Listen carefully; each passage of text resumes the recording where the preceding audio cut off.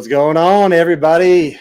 My name is Nick Snapp. Welcome to this new platform we call the Miracles Atheists Community Council.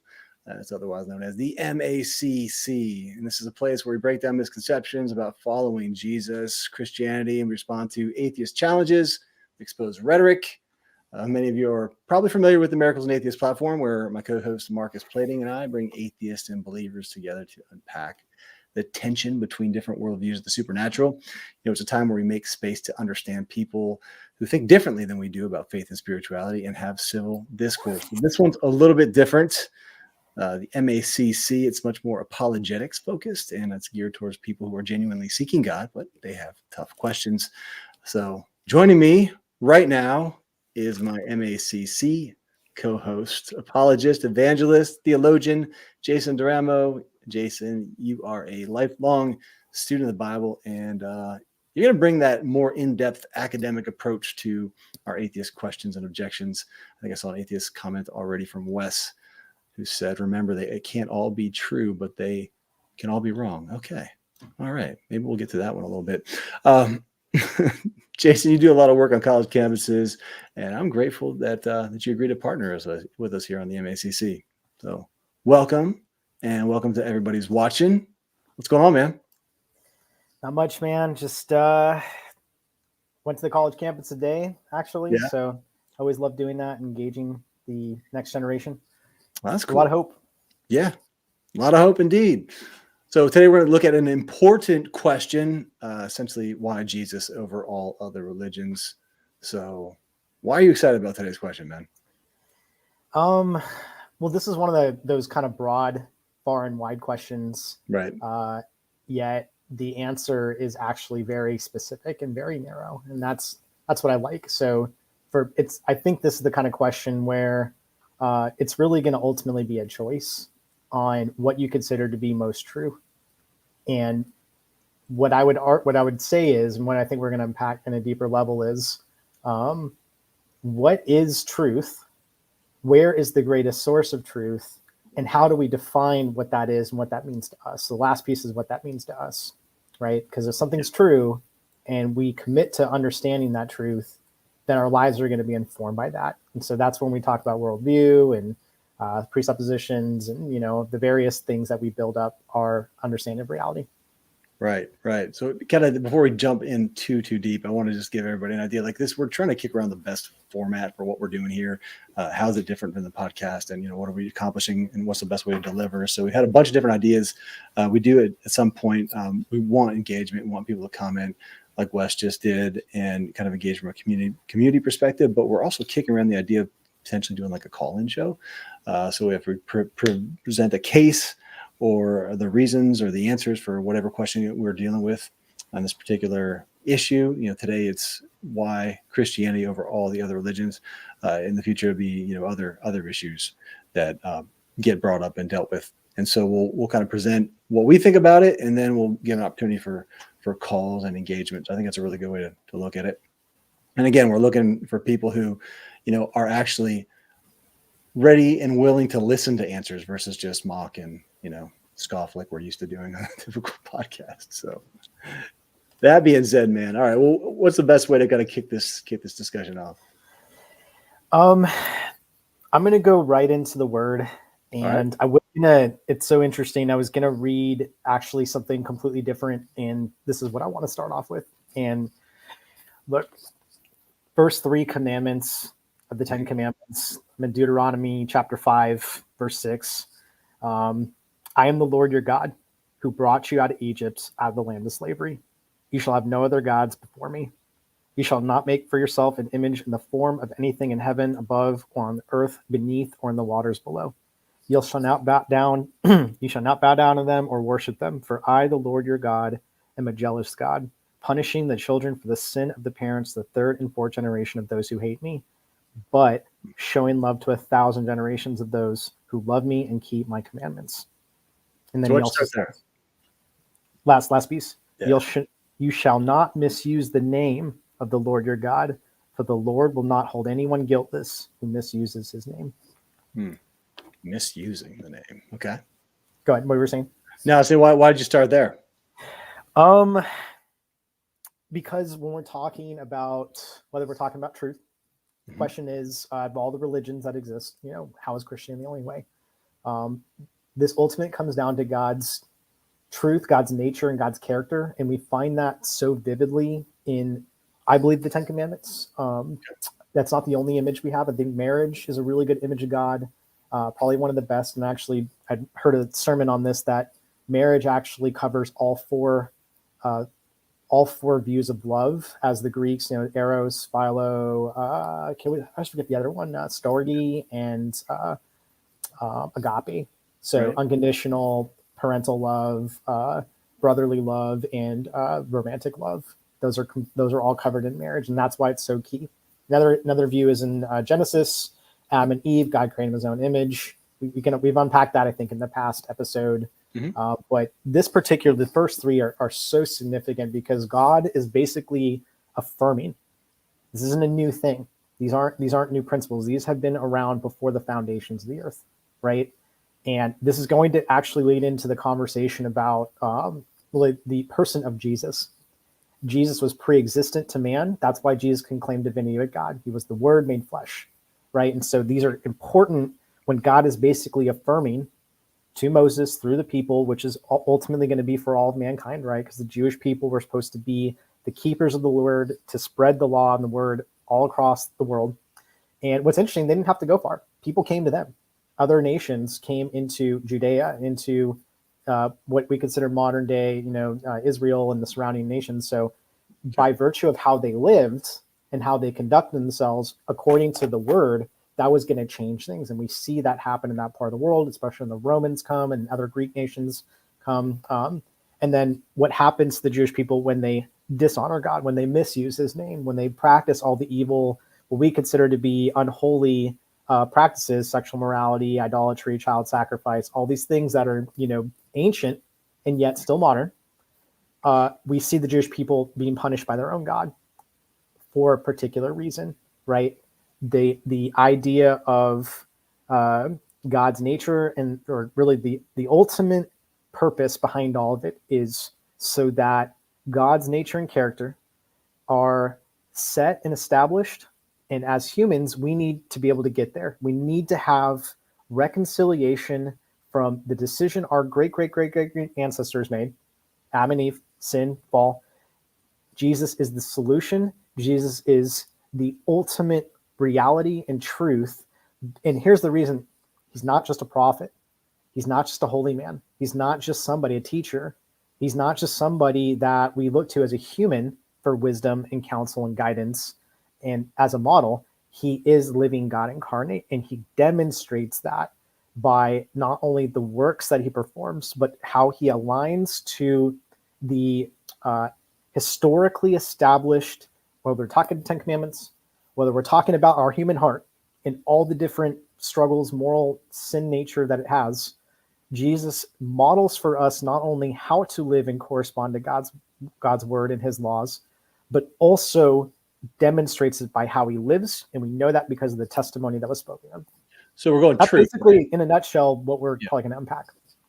Okay, so that relates to a historically established way to live, and that's kind of the foundation for what you're calling truth. Because this whole thing's about truth, right? Right. So truth is going to be the focal aspect. I mean, really, that should be your question in life, in reality. What is ultimately true, and how do we conform our lives to it? Right. Okay. Otherwise, what are we doing here? So how do we get the truth then? Interesting. So I'm actually borrowing this from a pretty well-known apologist, and we can provide resources if you guys want, Sure. But here's something to consider. So if the ultimate goal is truth, and I would argue this is where it gets interesting, is truth a construct? Is it a principle or an ethic, or is it a person? And I would argue it's kind of it's not a construct the way that we would ascribe it to be, but it is a category of reality, right? So when we say this is true, there's various levels of truth, and construct, or the other option, construct. What I mean is it's a category. Category, okay. And it's also a person. So when we say something is true, there's a scale, which how Mhm. true is it? You have Cartesian certainty on Mhm. one end of it, and then you have I would say hearsay, but you would have Yeah. what is considered to be opinion that has a lot of weight, or at Mhm. least has some form of testimony or some kind of backing. Okay, so that's one view. That's maybe more of a natural way to look at things, or a human way to look at things. Then you have truth as a person. Yeah. Jesus claims to be the embodiment of truth, right? Pontius Pilate asked Jesus, "What is truth?" Right. Did he? Right, and Pontius Pilate was also very superstitious as well. And we learn in the narrative in this text that his wife also had a vision and a dream saying, "Hey, there's something very significant about this man. Be very Right. careful. The judgments you render." Plus, there's also political implications, a whole bunch of other things there. And Yeah. Pontius Pilate didn't want to do it. He let him go. So it's just anyway. All right. Here's what I'd say. So if truth is the goal, and I Right. think our skeptic friends would agree. Here's the way that you distinguish. There's categories of truth, right? So you have corresponding truth, and you have truth that has to have coherence. So correspondence and coherence. Yep. Those are your categories. It's got to correspond to reality, and it's got to cohere with. And we're going to break this down even more. How do we test whether or not something coheres with reality? Because if I'm hearing something, that's one Hear thing, a lot from right? atheists. How do you test So it? What's the evidence? Yeah. here's your categories, or here's the way to test. It has to be logically consistent. Mm-hmm. Right? So logical consistency, meaning that logically, rationally, if we're applying reason, which is a good thing, it's got to be able to make sense. It's got to be able to be tested, and it's got to be able to, if it's an ethic or a philosophy or a truth claim, it's got to be able to make sense from a rational perspective. And then we're going to get into an evidentiary, and this is where we're going to probably split hairs the most when it comes to non-believers or people that hold various worldviews, right? So empirical adequacy. How do we know? Go ahead. Rationality and evidential. So evidential, I think everybody kind of understands that, but how would you define rationality? So rationale is using human reasoning, using Mhm. our best reasoning. Does this make sense? Is this true? Does this cohere with reality? Yeah. If I'm saying, like, and I'll give you an example. If I'll give you a biblical example. I mean, I guess a practical example would be, I saw this event. Okay. Nick, you missed the game. You should have saw this, man. Like the play was Miracles, the Hail Mary play. Well, okay. What happened? Well, what happened was somebody who had spent most of their life training, preparing, being at the highest level of their game, made a pass in a tight pocket, got it done. And now here's what you're not seeing. How many times did that person fail before they made that right pass? Right. So I don't know how I got off on that, but the point is that right? If I were to say that's a miracle, I could make that argument, but I could also, from a logical standpoint, say, well, no, he was uniquely positioned. Tom Brady, somebody, they were uniquely positioned to make that pass, and probably had the most amount of credential to be in that position, the most amount of training and expertise. They were going to be trusted the most, right? So from a rational, it's completely reasonable to think that. Now, here's the thing: if you and I were in the championship game making that pass, right, it would be probably completely rational to think we're going to blow it. And if we did make it, actually, if you and I made that pass, that would probably be a miracle. I would say that makes sense. So everybody's just kind of tuning in, just to rehash. We're defining what is truth, right? Right. And then so far we got into, well, how do you test truth? And we talked about correspondence and coherence. And then we got into, there's a rationality, and then there's an evidential. Right. So truth. Yeah. So you have empirical adequacy, right? So empirical adequacy means that the evidence, the objectivity of that evidence, whether we're talking about testimony. Yeah. Here's the thing: testimonies carry weight. Written testimonies, carved into stone testimonies, oral traditions. These are not. I'll say it like this: these have historically been accepted. It is only up until probably the last few centuries, and I don't want to use broad categorizations like that because I think that's very easy to do, but maybe since the advent of modern printing and distribution of news and content, right, where you had, obviously up until the 21st century, where we have the ability to, to censor or to curtail or to doctor some of these. And up until now, right, up until fairly recently, before the advancement in technology, for centuries. And here's things. Oral tradition a lot more weight is what you're saying. Yes. Oral tradition was not like what we considered to be modern day telephone game. Oral tradition, these ancients were very, very attuned to hearing and communicating. Actually, the way the Old Testament, particularly, and maybe various parts of the New Testament, are laid out. And I studied this in seminary, like these epistles are written very precisely. These scribes, the way they structure the scriptures, and of course this is in Greek and Hebrew and various things, but the way it's structured is there's logic and there's flow and consistency to how everything's not intentional. Every jot. Jason, we've seen this like recently, especially on some Miracles Atheists broadcasts, is that like the atheists are really truly picking apart testimony, like it's they call them a liar. Well, but here, okay, so let's say testimony is only one aspect of it. We find historical evidence, we find archaeological evidence. Right, we find ossuary bone boxes with engraved names of people that were, whether it's Caiaphas, pretty significant historical figure. We see, I use this a lot, but it is actually very significant. We see a stone with Pontius Pilate's name on it. Right. We see records of people like Tacitus, who was a well-known Roman official at the time, writing to Caesar.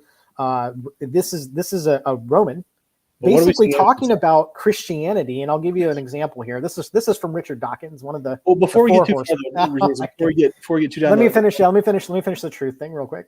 So the last piece is experiential relevance.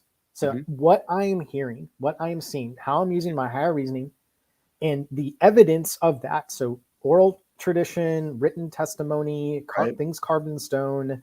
The physical embodiment of the church or of institutions, right? So they could do a dig and they could see that, oh wow, there used to be a temple there. Okay, but let's date it. Let's figure out. Okay, so that's that. And the fact that there's a nation that's still there, you could walk around. Ancient Rome is not still there. You see remnants of it, but you actually go to Israel today and you see the physical embodiment of a people practicing to a certain degree the same traditions they practiced thousands of years ago. You just don't see that. Anyway, you don't see the Egyptians still practicing ancient, Osiris worship, not in mass.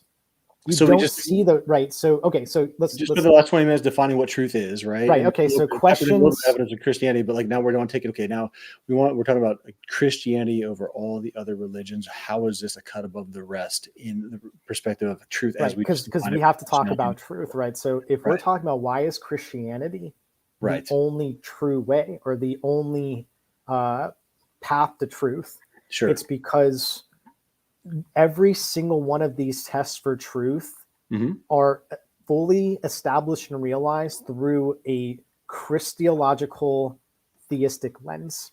Christological, I like it. Christological. I never heard that before. No, I mean it's let me break it down in layman's terms. When you approach the most fundamental foundational aspects of truth and reality and how we construct the reality of which we all coexist in, the ultimate core underlying questions are, and I'll give you an example. So origin, meaning, morality, destiny, right? Where I came from, what the purpose of life is, the morality, right? So what we should be doing while we're living, or that's more purpose, but essentially origin, how we treat each other. Morality and destiny. Destiny is the trajectory of where we're going as a society, and ultimately, not just us, the cosmos. The truth related to what are these things? What's the overall? Yeah. Because here's the thing: because biblical Christianity explain adequately the origin, meaning, morality, and destiny. Like it does. It actually does to such a degree. Now, here's the thing: is there's certain ways that it presents these. I mean, it's not going to read like a scientific textbook, but what God lays out is, hey, I created the heavens and the earth. From the very beginning, I created it. And you got to think now, the language is being used. I mean, we go to Genesis 1. I mean, look at this language, right? In the beginning, so we realize there's a finite point the way that human beings, the way we understand creation of the universe, there was a beginning. I mean, people that don't believe this believe in a Big Bang, and we're talking about before the Big Bang. We're talking about God created the heavens and the earth. So the heavenlies, this is ancient speak for the stars. Well, actually, I think he creates the stars later. So we're talking about the starting point to create a universe, matter. That would be a better way to explain it, right? Okay. Now the earth was formless and empty. Okay, so we are using poetic, very common language to explain to people over the surface of the deep in the Spirit of God. By the way, this breaks down Trinitarian logic or Unitarian people that don't believe in a Trinity. But your point the is, Spirit of God is present, right? So the bottom line is defines these things: origin, meaning, morality, destiny. Biblical Christianity can adequately explain to a very precise and very accurate, so precise in a very relational way, the fundamental questions of humanity. So if anybody's watching and they have an idea or they want to refute that statement that Christianity is the only one that really provides origin, meaning, morality, and destiny answers, if you're a Muslim or of another religion and you have a better, not even a better, but just any response or any answer for these four ideas or these four fundamentals of life, then I want to see, what it is that you're right. And there's other religions that do attempt to address these, but the level, what we're talking about with any claim of truth or any way to live and conduct our lives, we're talking about sufficiency, personal and corporate. So what is sufficient for someone that only wants to just live and exist, it seems completely reasonable that there is no God, because God is not ultimately going to pay my bills. He's not going to bring back the people that I lost. He's not going to make me feel better of a person. I'm going to do it on my own. Why? Because I tried to trust in God and he let me down, or I gave it my best shot and it never worked. Right? Christianity obviously has a standard from the atheist worldview. Yeah. They've got to have some sort of basic standard of truth. So what are those basic standards of truth that we're talking about here? So I mentioned a few, right? The categories. Yeah. I mentioned a few categories. Yeah. Here's what I want to say. And I want to actually, I've realized I've done this in the past, and because of how emotional sometimes this content can be and the audience are having, I want to tell you first and foremost, like, if I'm talking this way, it's just how I talk. I grew up in a family, lots of dominant type A personalities. Right. We sucked at listening. It's just one of those things. But I first want to tell you that if you're listening to this and you're like, all right, I don't want to hear about another hour and a half of Christians just talking about how great Christianity is. Like, right. I understand this stuff. It's challenging. It can seem kind of weird. It can seem very expansive and very, I'll say this, it can almost seem contradictory, but that's only because there's aspects of the word you need to study. And there's a part at which we need to humble ourselves when we approach this, because if I'm approaching this text like I can master it, I think that what it's going to do is you're going to basically approach it with a closed mind, and you're going to look at these events as if they are potentially real or not real at all. And that's what we're talking about when we're forming our presuppositions, our core underlying beliefs. If we're approaching the Bible or approaching Jesus or God, already believing he doesn't exist, or believing that he has to do something to earn our worship, we're kind of approaching it from a really poor perspective, or a very flawed perspective. And I would argue, if you're going to enter into a relationship, like Nick, we brought this up, but if you're, for anyone that's married that's listening to this, like, you couldn't approach your spouse already thinking you knew everything about them, or already assuming that they owed you something. You had to prove it. You had to demonstrate it. But here's the thing. If that person genuinely loved you back, they would have showed you grace and mercy and forgiveness. It's not conditional. I would say it's not. It's right. So the alternative is you can be single and you cannot believe the alternative. Okay, but I just want to kind of go through, like, from an atheistic worldview, like, what's the alternative standards of truth if not God, if not the Bible? You're going to Okay, so now as we're kind of leaning more, and this is what I wanted to kind of deep dive a little bit, and Right. I also wanted to say this last piece before we dive into this. I understand, because I used to believe one way. I used to not. I was raised as a Christian. Parents, at least my stepdad was born again, and we've been through all the discussion. When I was a teenager. It wasn't for not trying. I read the Bible, prayed, all this. I Right. didn't have that personal encounter or that Okay. revelation of God as a person in that intimacy. Mhm. So I lived my life as a really, I would say I lived my life as a rebel, but I started to lead other people away from the faith too, because it didn't do anything for me. I thought it was a lie. And Gotcha. this is what I would say is like, I have compassion for people that are genuinely have been seeking. Mhm. But if you, and it's one thing to say, hey, I saw it, I never came to that conclusion, and I'm staying in what I believe, whether you're an atheist, whether you believe in various different worldviews. Um, I, I would challenge you to approach this truth, the truth of the Bible and the claims that it makes, with a little bit of humility, Okay. because I don't think you're going to be disappointed. I think you may come to this realizing, okay, I learned some more, but I'm still not satisfied. I don't know what to do at that point. I'll pray for you. But at the same time, I understand. And what happened for me is that I really had to see it lived out by people that genuinely were walking by faith. And when I looked at how they lived and what they believed, and I started taking those steps of faith, God met me where I was. It didn't happen overnight, but now looking back, I realize it's not that he never loved me, or that he Mhm. abandoned me, or that he didn't give me an opportunity to come to him. It's that if you're a parent, I'm not a parent, but I know for some of you guys that have children, you're not going to give the keys to the house to your teenager. They have to demonstrate maturity. There's a point at which they grow. Now, they Okay. might be young and impressionable and really get it, but at some point they're going to be ready to receive the deeper truth in the instructions. And I think I that's get how that. God works. But yeah, So during that time, go ahead. you said you were leading people away from the faith, but you some put some sort of standard together during that time, right? You had to have some sort of standard of truth. So what was it? Were you Yes. atheist at the time? Or you were a seeker, I would say spiritual, or whatever? the best I would say this is this. Um, I really did believe at one point that if God existed, so I guess I would call myself in. No, 'cause the thing is that I never really wanted to close that door as much as I would wanted to. I couldn't. And some people would tell you, well, that's just how you're raised, and you were stuck with that. If you would have been born in India, you would have had a totally different worldview.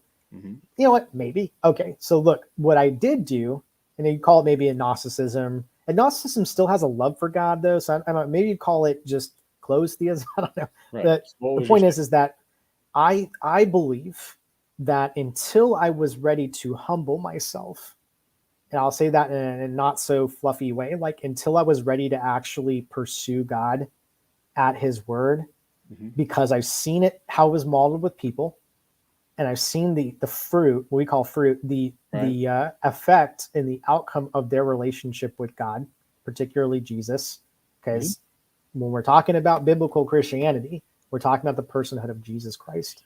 Yes, the Father and the Holy Spirit are part of the Trinitarian aspect of God, but our ultimate author and perfecter of faith as human beings is Jesus Christ. So So we when talked about we fruit, though, Jason. Like yeah, what's the fruit, though, of trusting in something like science changed heart, yourself? yeah. What's the fruit of trusting in like science? If you don't have Jesus as your truth, what's the fruit in Okay, science so or let's break whatever this you down a do? little bit. And by the way, look, this biblical Christianity is not anti-science. Science is Yeah, a category of truth, or it is a way to deduce logic based on things you can observe in nature. sure. There is a component to science that is that addresses phenomena. So it's not like science in I would say biblical truth, or even just issues of supernatural origin, or things that are miracles, for instance. It's not that they're in different categories. It's just that science is a methodology.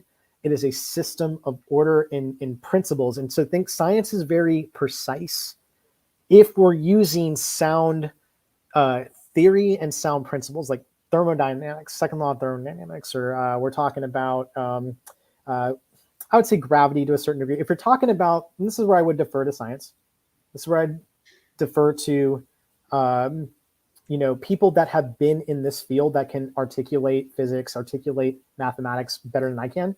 But I would say this is that just solely relying on science, I think you're going to set yourself up for challenges that from a logical, empirical perspective, you're going to get stuck because you're going to rule out entire categories of metaphysics, entire categories of phenomena, right? That we were of faith, right? So when we talk about faith, we're talking about trusting in guided processes and I'll give you an example. I just thought about this, right? Like computer. I work in technology. I never talk about technology.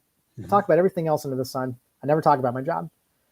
In technology, there are so many different things that have to be held together for stuff to work. The fact that we're even, we're communicating on a VTC platform from different places in the country or all over the world, like we don't actually think about what gets done to make that happen, but we trust that those things are going to happen, right? The same kind of processes that the fine tuning of our universe, if we knew how delicate and fragile the relationship between the sun and the earth was, and if it was any closer, we could burn up or we could turn into a ball of ice. So what holds that together? It can't be an accident. I mean, even if it was an accident, the probability is so out there that you would have to, it has to be designed and it has to have reason because, and this ultimately comes down to, and I have all the arguments right here if you want. It ultimately comes down to is you're either going to have more faith that has been created and that has been designed intentionally for us to worship the creator of it, or you're going to believe it's by random series of events that are so mathematically improbable. And the fact that we understand probability and statistics and mathematics, I think is even more evidence of our creation. Because we don't see those kind of upwards higher reasoning in any other form of species. We see intelligence, but not that level of intelligence. All right, well, you go through a pretty tons good of rabbit holes in here, but I mean, I got it. Yeah, but of overall, creationism and truth and the evidence or the what is truth and the construct and why your truth is more grounded in a deity. Gods overall, but then there's like other religions versus Christianity. So like here's just I'll kind of give some of my feedback or understanding. Like a lot of times when a person's asked of any religion why they believe what they believe, most religions will lean very heavily on non-objective personal experiences and testimonies, right? So everybody's got testimonies, Christianity included. We talked about that already, and testimony can be incredibly powerful. I mean, I've had several personal experiences myself that some would consider like a supernatural origin, right? But I'd submit to you that Christianity is different. Not only can Christian have incredibly powerful testimonies and experiences, but like we're talking about here is with the truth, it does provide clear objective evidence over non-objective personal experiences better than any other religion does. Now, personal experience is particularly salient, like in these days for like New Agers and Spiritism, where the practitioner, they can choose from like a buffet of belief systems. Like, oh, this is what I want to believe. This is I'm just taking a little bit from Hinduism, a little bit from occultism. There's all these just different ways to believe what they want to believe, what makes them feel good and feel empowered. It's based entirely on personal preference, right? But Christianity, when you stack up the objective evidence against spiritual practices and other religions, like no other belief system even comes close. Yeah, the evidence is overwhelming. The amount of historical finds, the amount of the records, right? Well, the linchpin, from antiquity. Right? Yeah. But the linchpin, though, it comes back to the linchpin is the evidence of the death and resurrection of Jesus Christ. Yeah, that is one of the focal. That is probably the focal. If we're talking about evidence, and we're talking about the reason for our faith as Christians, right? Because you have Jewish people that don't believe in the resurrection and they're still back in Old Testament times. And guess what? Absolutely. That stuff is also still in play too. It's not like that went away. But God came in the form of a man through his son Jesus to fulfill what man could not do on his own. Before, they had to make a sacrifice every year to cover the sins of the people. Now we have fulfillment in the law because of the ultimate lawgiver. So we were getting like into like what's right. the, so then you can get to the evidence of the resurrection. I think it's Right. super powerful. But before I do that, I want to talk a little bit about like supernatural experiences first, because I don't want to discount them. I think one reason that the Christians like drop the ball is to be dismissive of these supernatural experiences people are having. Supernatural experiences I think are valid, and I've had my own encounters. You don't have that, but the interesting thing that you don't get to hear about a lot is that like supernatural experiences exist with transcendental meditation, with Wicca, occultism, even Satanism. They can all lead the way to some really intense supernatural experiences. So I personally believe like you as a Christian, you shouldn't be discounting these things because they're real. And but the thing, if you go back to what the word says about that, 1 John 4:1 says, test the spirits. Yeah. It says, beloved, do not believe every spirit, but test the spirits to see whether they're from God. For many false prophets have gone out into the world. And so how do you test these spirits? Well, you go back to Jesus, because the next verse says that every spirit that does not confess Jesus does not confess that Jesus is from God is not from God. So like it goes back to the evidence of the death and resurrection of Jesus Christ, even in the Word of God. So like it all kind of points back to that. Even if you're having these different supernatural experiences, like what's the truth behind these, and where ultimately, how are they grounded? Right. So I'm probably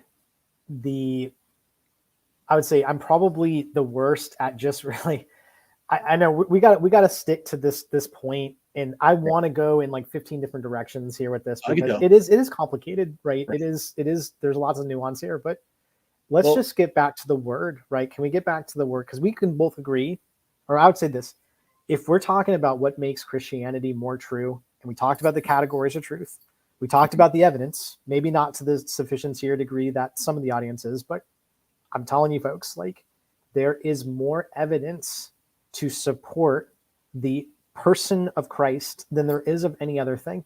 Right. The reason is not because Christians say it is, and the reason is not because that's the only discoveries we're making. It's because an event happened.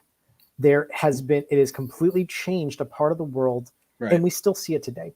Right. Okay. So the word says, this is not something that was printed, in the last 20 years, that, we're talking about false records, we're talking about written records. We're talking about things that have, been fossilized. We see, things, artifacts of that time period, temples. We see the physical embodiment of the people and the traditions that are there.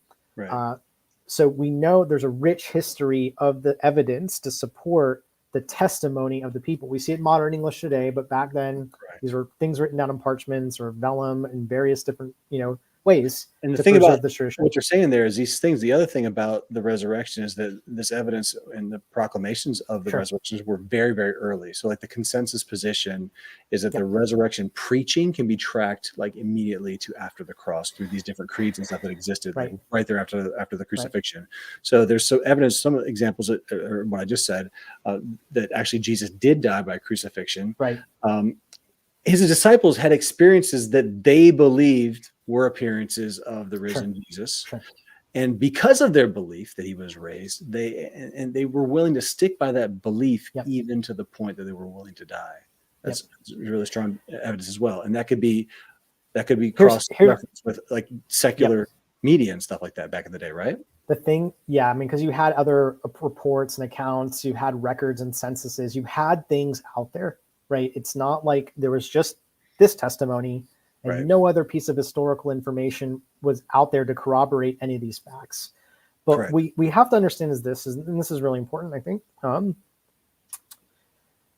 When you look at when these were written, because this is what gets literally barbecued, like this is what gets attacked constantly by non-believers, by any other religion. Why did the biblical text, what are the claims that the biblical texts are making? When were they written? By whom? So that, people will quote various artifacts from Mark as some of the earliest written, look, the dating can stretch between, years to decades, depending on what pieces of information and what sources you're checking. So whether we're talking about the early 60s, Dr. Berg, you had people that have been interviewed on this show that will break that down a lot more than I can. I will provide sources for that. I could tell you right now, like there's atheists and secular scholars will get very close to the dates. And if we're talking about a stretch of decades, I would say this. The reason why we can trust and have confidence in the written testimonies and the evidence we find is because of the amount of it. This is one of the strongest arguments for the legitimacy and the accuracy and historical reliability of these texts. If we just found a few scrolls, we wouldn't even be having this conversation. Right. But we find this stuff everywhere. We find it between various periods of time. So it's not just like, okay, well, the only thing we have surviving is a tiny little piece of parchment from 30 to 50 years after Jesus died. We find tons of that stuff. And some of it, obviously, we find the Dead Sea Scrolls. And when you try to measure this against, like, say, Islam and their text and the historical reliability of their text, I mean, they don't have that same system of reliability. Is that right? I mean, I just had a whole conversation with the Muslim about this on the campus. Yeah. Actually, just even I'm going to record and drop it. Yeah, but that'd be great.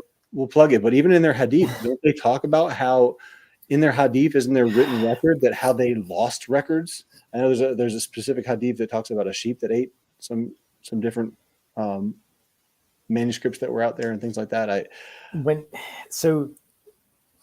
Here's the thing with if we're just taking Islam, or we're just taking the Islamic tradition and their texts as well, based on their prophet Muhammad, based on the written accounts, and you got to think way we right, was this stuff written upon the last 6th century? I don't know, roughly whenever their writings emerged. We don't have the rich history that we have between Old Testament texts and obviously the early Christian texts that emerged in the 1st century, right? So we're in a lot of the Quran. I just talked to a Muslim about this.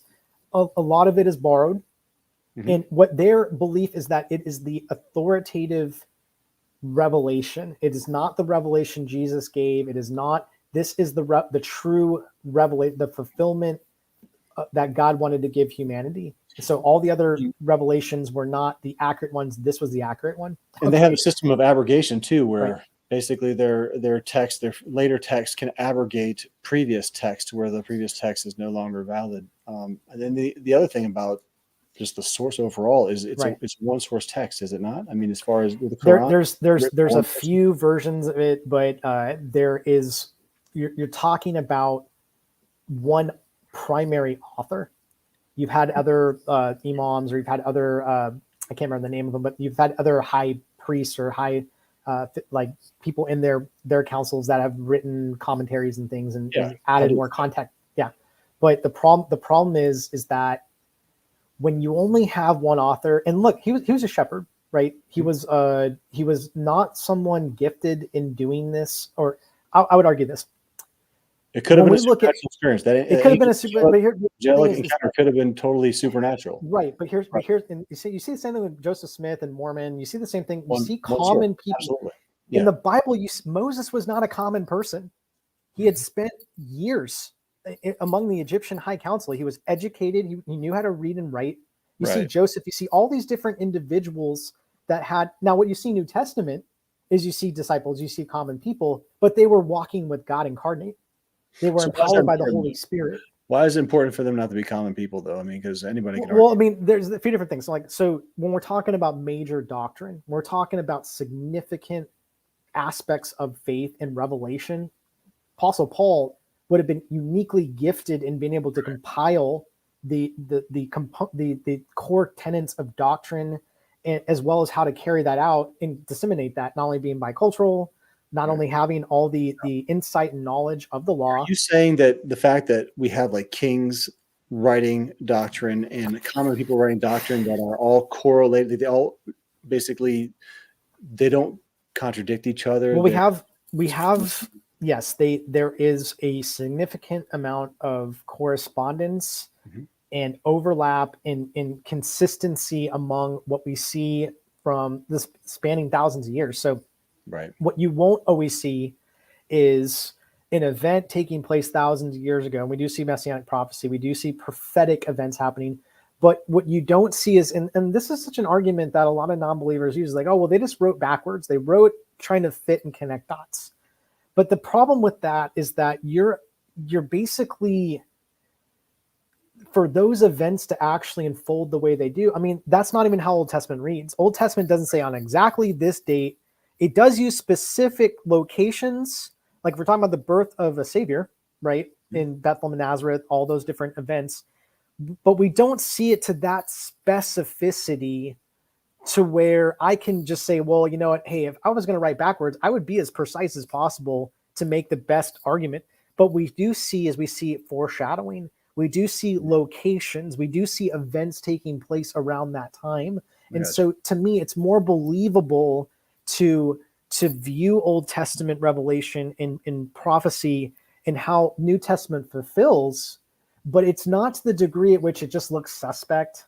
And that's what I'd argue is that we're not gonna, you know, we're not gonna see that kind of mishandling of Scripture, that kind of sloppiness. And you do see this with some of the Gnostic Gospels that have come out. You do see the kind of the quick kind of hip pocket theology and doctrine that comes out, emerges. And that's why you had these councils. The councils weren't there. It's not Da Vinci Code where they try to hide this stuff. The councils are there to reform and correct some of the scribal commentaries and things that didn't fit within the entire narrative. And some of these other gospels were written much, much later than the ones that we have. So I want to maybe go here. I want to ask you, what would you tell the person? How would you respond when somebody would say, hey, you know, basically when you boil all religions down to their core, they're all basically the same tenets? What would you say to that? I would argue that where gets disconnected with that is most religions will try to address those four categories, right? Origin, meaning, morality, and destiny. Most. The difference between biblical Christianity, the person of Jesus Christ, right? The death, resurrection of Jesus, his message, how we're supposed to conduct our lives, is that Jesus, the claims he makes of himself, what he had, the fruit of his ministry, and how that still changes and impacts people today.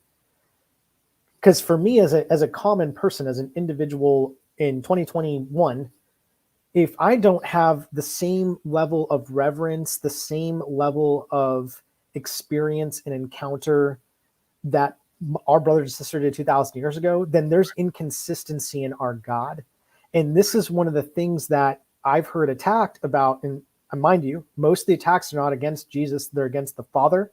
They're against truth. They're against things that Christians will say about God, which may or may not always be informed by biblical, you know, theology and doctrine and healthy view of Scripture, or against other human beings who are made in the image of God. So we're not here to bash atheists. We should not. We're here to love you guys.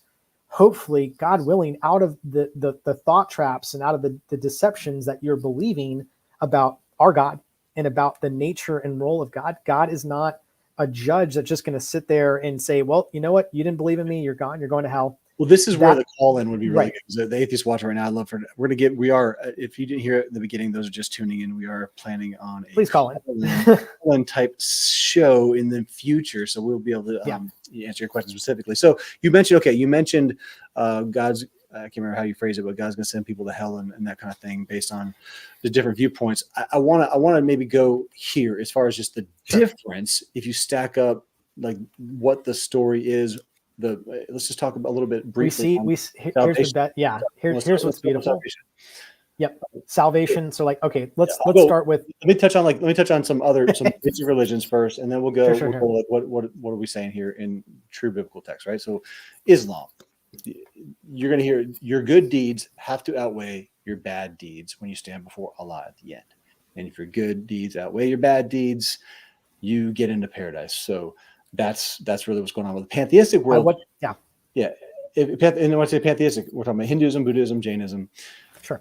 Every birth, and there's millions of other just different distinctions for these, but every birth is a rebirth. Every life pays for the previous life. And when you finally obtain that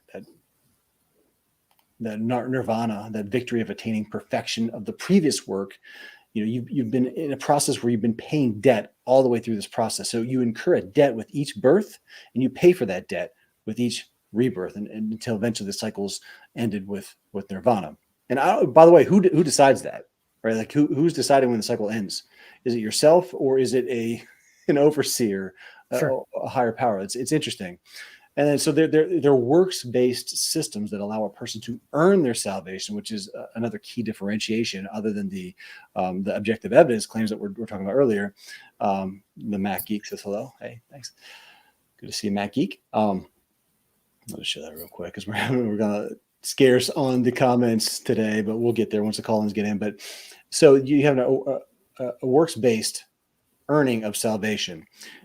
Now, when you look at, I'm just touching on a few things. We mentioned Mormons already, but like just in terms of like evidence stacking up against Christianity, I think when you look at things like Mormonism, Jehovah's Witnesses, and even like the Hebrew roots out there, instead of clear objective evidence in support of claims, what I'm seeing with these things is overwhelming evidence for corruption and manipulation of narratives. And so you can kind of think in the other direction of these things. And it goes back to what we're talking about, like the single source, single author situations that you have with these other. And so like there's millions of religions, sure.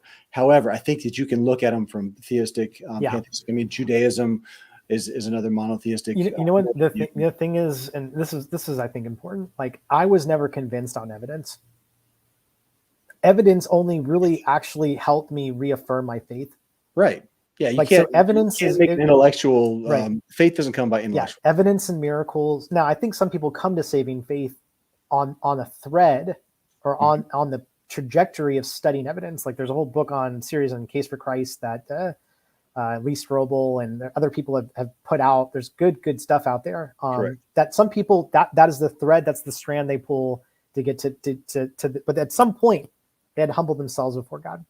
And look, hey, we could study every other religion. I mean, you don't forget, atheism is a religion. We just don't think of it that way, but it has truth claims it makes. It has tenets, right? Well, okay, so we'll back up that claim then. Why would you say that atheism is a religion? Who are you worshiping? Okay. Humanity. They would say nobody. Right. You're going to worship someone. What does it mean to worship? What does it mean to worship? Who are you going to put your trust, your confidence, and your security in? That's worship? Yes. Okay. Because something is going to answer the fundamental questions of your life's meaning, purpose, identity. So, okay, I wrote papers on this. Look, what are your foundational doctrines? There is no God. That everything is material.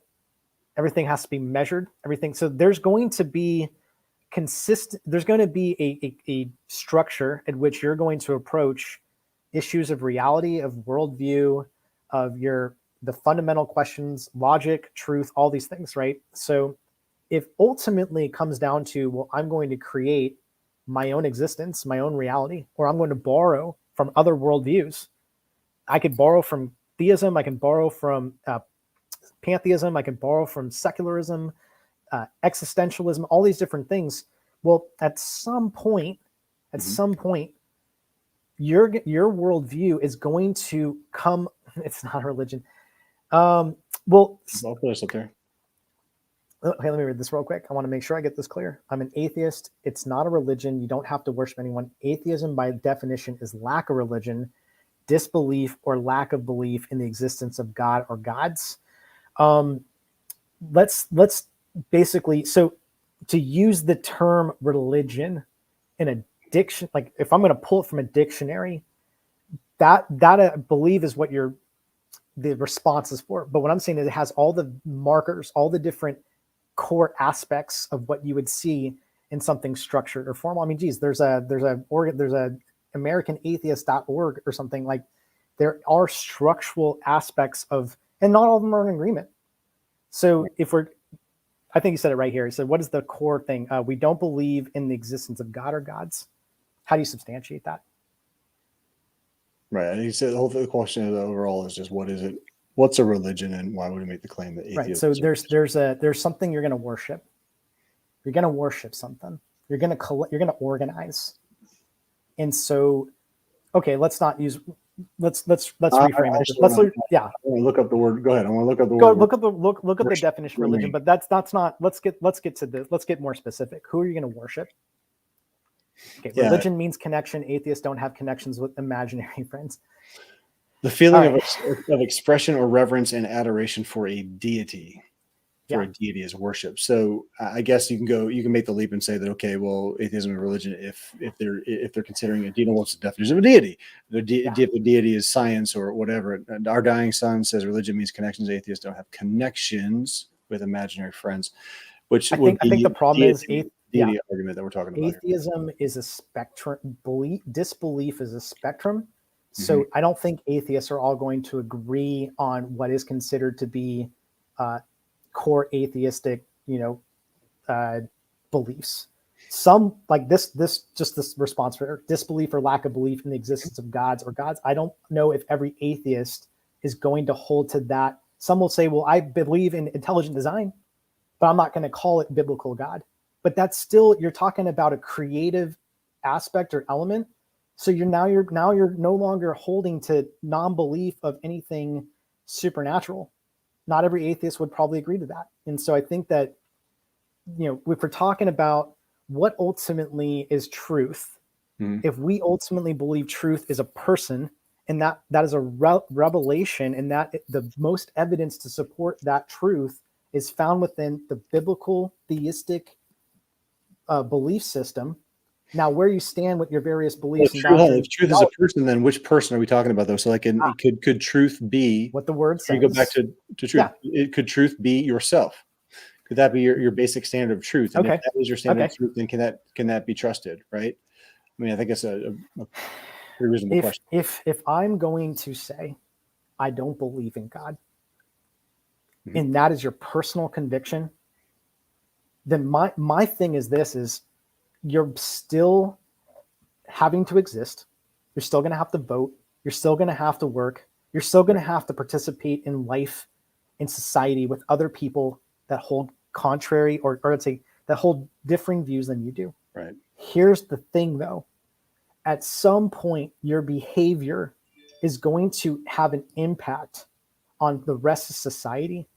And so the underlying core belief, and here's the thing is you might say, well, I'm not going to hurt my neighbor. Okay, well, that language you're borrowing from, now you're going to underlying core belief. What are you saying? Go ahead. If my underlying core belief, I start with the worldview premise that I don't believe God exists, right? If I genuinely believe that, then how I'm conducting my life is going to inform my core belief. And so maybe what you're not going to see, how you're conducting your life is going to inform your core belief. Right. So if I start off with the worldview, if I believe in my heart God does not exist, then I'm not held to a higher form of ethic morality. I'm going to make my own personal morality and ethic. So the Ten Commandments, that doesn't apply to me. Yeah. The morality. I want to also take a quick pause. It looks like 5 o'clock. Honestly, Jason, we probably need to rethink when we start this because it looks like people are chiming in at 5 o'clock when they get off of work or whatever. Oh, yeah. Maybe okay. I want to stick real quick. I want to tell the people that just come in and thank you for joining. We are looking at doing a call-in show here in the future. This is scheduled to go every other Tuesday. So if we can do the 5 p.m. thing, if y'all like that better, then we are looking at doing a call-in show, like our friend Eric Murphy, who was on with me this weekend. So here we go. Go ahead, because we do want to. Let's go maybe like another 10 minutes or so, because we have been on here for. I get really passionate when I get in the word, and I want to make sure that. I want to make sure I get back to, I've been trying to do this for like the last 30 minutes. I want to read a few scriptures because I really think they're going to clarify who Jesus was, why he is separate, why the true claims of the Bible are more, I believe, have more preponderance and weight in a certain level of sufficiency than any other religion. Okay, so here we go. All right, thank you, the MACC. As we're going, and I really appreciate the engagement. Straw man of the week award. Okay, great. I think we are going to go. We'll change this to 5 o'clock in the future so we get a little bit more engagement after people get off work. But so here's where we're going to go from here for the next 10 minutes or so. You're gonna go ahead and unpack the scriptures that you want to unpack. Make the kind of the closing words argument while Christianity is true in comparison to all the other religions. Now, here's the thing. The question was in comparison to all the other religions. It wasn't originally in comparison to atheism. So we're kind of getting off track here, honestly. Okay. So if we're not gonna count atheism religion, that's fine. I've learned other things, and I don't want to bring that in if that's not I always get confused because the platform's Miracles and Atheists. I didn't think it was Miracles and every other belief. Yeah, just Come on, Nick.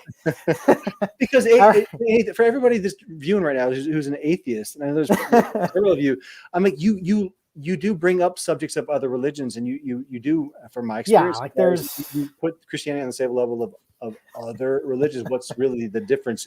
I think the common claim is that we just believe in one more God rather than you do. And I want to distract from where you're going with your scriptures. I know we want to read the scriptures. I want to look at that like, okay, we believe in one more God than you do. I just want to say that's really quick but there's such a difference though in who versus whether. So that argument to me doesn't hold a lot of water, because you're talking about whether there's a God versus who the correct God is. I think it's completely different arguments. It's a rabbit hole, but go ahead. Unpack the scripture, do the closing words, and we'll close out here. I feel like I'm rushed into going into the Word of God here. Look, I'll just say for the sake of, I really believe that I could read the scriptures. Stray cats on. Look at that. All right, I could read scriptures so everyone's blown in the face. And I'm telling you right now, like at the end of the day, it's if there's something in your heart that's just telling you God does not touch me on a personal level, I just want to let you know he does. If you're just, it's nothing you're ever going to do, but you got to start with the pursuit. I mean, I can't tell God what to do. Mm-hmm. Like I can't give God instructions. I can pray, I can ask. And you know what? Honestly, sometimes he meets me in those places, what that looks like. And I'll give you a very practical example. Like, how do we get to what you're saying right now? I'm getting to what I'm saying because I could tell you right here. Look, John 1:1, in the beginning was the Word, and the Word was with God, and the Word was God. What makes Jesus in biblical Christianity so unique? You do not see language like this in any other religion. John 8:5-8, very truly I tell you, Jesus answered, before Abraham was born, I am. I'll save you the trouble in the backstory. Jesus is making a divine claim, a claim of divine godhood. He is associating, the language he's associating was, I am, the same words that God spoke to Moses. The Word was a God. Okay, now that's Jehovah's Witness. He's looking at New World Translation. A God is not the same as the God. You got to look at the Greek. You got to look at the Hebrew. You got to study it. Man, is this our dying son and Jehovah's Witness? Right. John 10:30. So tempting to go in all these different rabbit holes. No, John 10:30. I and the Father are one. Right. Isaiah 42:5. This is what the Lord says, the creator of heavens, who stretches them out, who spreads out the earth with all the springs from it, who gives breath to its people and life to those who walk on it. Look, these are all consistent with what Jesus says about himself. Jesus is not giving us some radical far outside teaching about how we're supposed to live our lives. I mean, it is radical in the sense that it is a fulfillment of the law that God intended to give us, and is consistent. It's not like, hey, I want the rest of humanity to start building a utopian paradise here on earth, and go ahead and go in peace. That's not what you see. You see, I'm going to come back to you guys, right? And here's what's cool. This is what's so unique, is that Jesus could have did that when he came back the first time. He could have perfectly fulfilled everything, but here's the beauty of it. That would mean that so many people would not know about him. Nick, you and I would never know about Jesus if that was the end of the story. The fact that he has showed grace and mercy over thousands of years, right, for those that want to come to him by faith, and he still hasn't forgot about Israel. Those promises are still in place. Where it all comes back to at the end of the day is this: Christianity has the greatest presentation of truth, and it meets every category and definition, from a philosophical, from a material, from a intellectual, from a relational. Jesus touches on a personal level. I don't see that in any other major religion. I just talked to a Muslim the other day. You know what? The concept of God being a father was so radical. And you know, when he heard that, like, I don't think he recognized how powerful that is coming from a faith orientation where your salvation isn't guaranteed, where you're, to me, like, I don't see, I'm sorry, if unreached people groups in the bush hear Jesus People film, the Jesus film for the first, Jesus People films a documentary, the Jesus film the first time, and they receive it, then to me, there's something about that story that transcends culture. And that makes sense if we're creating the image of God, right? Okay. No, okay, dude. I've learned a lot from this broadcast. I know there's so many questions. To the Our Dying Son, you can watch the friggin' what's the name of it? Peace Child. It's a documentary called The Peace Child, and I'll put it in my notes here. Which comment? I'll put it up real quick. Which comment? Good show. Do more. Oh, yeah, I'll put that one up. But there was another one you're referring to. But look, here's what I learned. I think call-in is key. We're totally going to do the call-in. I'm sold. I want to talk to everybody that's on here. It's so hard to do it via text because you can't obviously get like tone with text, and it's really hard. But Jason Deramo from forcampus.org, it's been a pleasure, man. I love where we're going with this. I think we're going to refine it. I definitely think the time needs to change because obviously, like, towards the end at 5 o'clock when everybody got off work, it seems everybody tuned in. So that makes complete sense to me too. So maybe we'll bump it to 5 o'clock every other Tuesday. Is this only an hour? I thought we were going to go longer. Yeah. Well, I'm getting a lot of pressure from the family and it's still a new experience. So yeah. Okay. I've had all kinds all right. Well, my door, but yeah. So why don't we we'll table this for a couple weeks from now. We'll try to target 5 p.m. I'm going to see if I can get the call-in stuff set up by now. I don't know if I'm that resourcely, but I am getting a little bit of, believe it or not, mentorship from our atheist friend Eric Murphy on the call-in thing. So we'll figure out how all that works. But thank you all for joining. It's been a good question. If you got any examples or not any examples, if you got any questions for future shows that you want us to cover in relation to following Jesus, then please let them know. Miracles and Atheists, the podcast itself, comes out every other Tuesday as well. The next one's coming out on the off week of this show. It's kind of one of the time that we're going to do the show, and then the podcast comes out the following Tuesday, and we do live streams in between with people that claim to be vampires and things like that. So a lot of fun. Jason, anything you want to say to everybody watching? Yeah, I'm sorry. I had, man, it just got me ramped up. I just want to, I'll just end with this. Someone may listen to this that is just really searching for God and really just needing answers. And I would say is like, I don't know what your previous relationship was with that and what your commitments were, but just take the step of faith, because if you have committed to searching God out and he has not met your need, it doesn't mean he doesn't love you. And it doesn't mean that he doesn't have a plan for you. But I have never personally heard someone that is committed to that has walked away empty-handed. I have not. And if that's you, I would love to be able to talk with you. I'm sure Nick can give you my information. Go ahead, give me yeah. Go to the website, go to forcampus.org, reach out to me, contact. But we love you guys, and we want you to know this truth. We're not forcing it down you. It's an invitation. Love it. All right, guys. Love it. Thanks, MACC. Thanks, Dying Sun. Jason, Stray Cat Williams, who was joining earlier, they were tuning in. It's going to be fun. We got a lot of exciting times in the future doing this stuff. It's been a pleasure, man. All right, everybody. Until next time, I'll be sophisticated enough to do the call-in thing and maybe even have a closing little thank you for watching. But until MACC was the best, man. I'm telling you, the kingdom of God is not far from you, sir. Keep it up. All right, man. Yes. Till next time, Jason, hang out for a second.